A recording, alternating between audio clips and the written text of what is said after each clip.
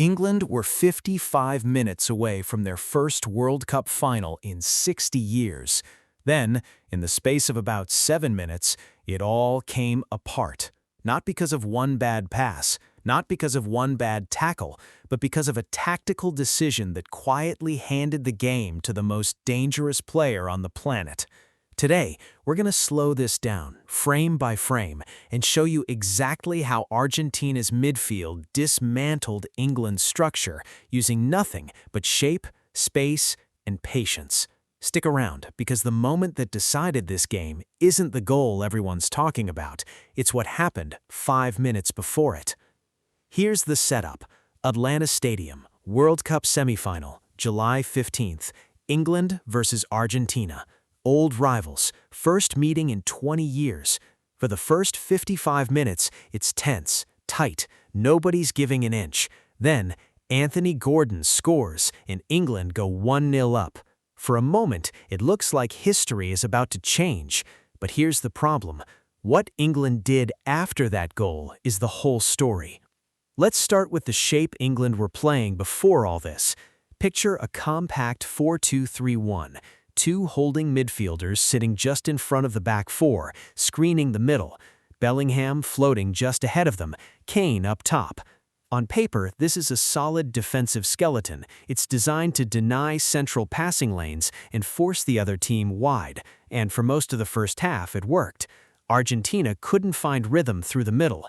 Then, England scored, and that's where most people get confused, because scoring should make a team more confident, not less.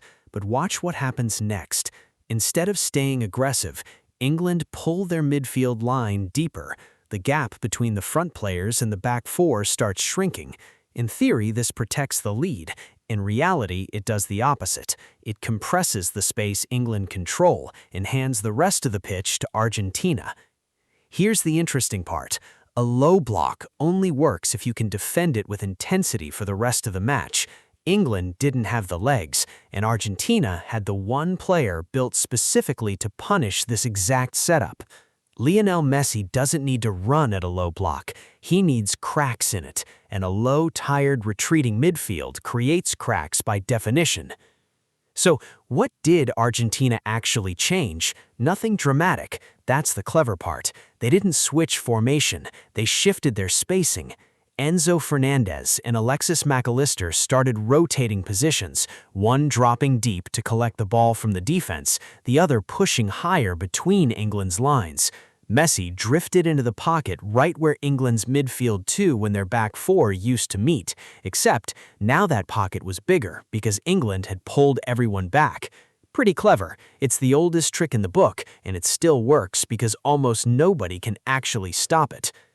This sounds simple. It isn't, because the moment Messi receives the ball in that pocket, England's holding midfielders face an impossible choice. Step up and close him down, and you open the space behind you for Argentina's runners. Stay deep and protect that space, and you give Messi time to turn and pick a pass. There is no clean answer, and that's exactly why teams spend years building game plans just to delay this moment by a few minutes. Then everything changes. 85th minute, Enzo Fernández, the same midfielder who'd been quietly rotating and probing all half, gets the ball on the edge of the box with time nobody should have against a team defending a lead. He hits it first time, in off the underside of the bar, 1-1. That's actually insane considering 10 minutes earlier, England looked seconds away from the final. And here's the part that really seals it. England, still shaken, can't reorganize fast enough. Argentina's midfield keeps the same rhythm, same patient rotations, same pressure on tired legs. Deep into stoppage time, a cross comes in from the flank and Lautaro Martínez rises above a defense that simply has nothing left to give. Header, 2-1, game over, final booked. From England's goal to Argentina's winner, roughly 7 minutes of actual game clock decided the entire semifinal. So, what actually killed England's midfield? Not one moment. It was a chain reaction, a defensive retreat that shrank their own space, a pocket that opened up right where Messi lives, and a midfield rotation patient enough to wait for exactly the right second to strike.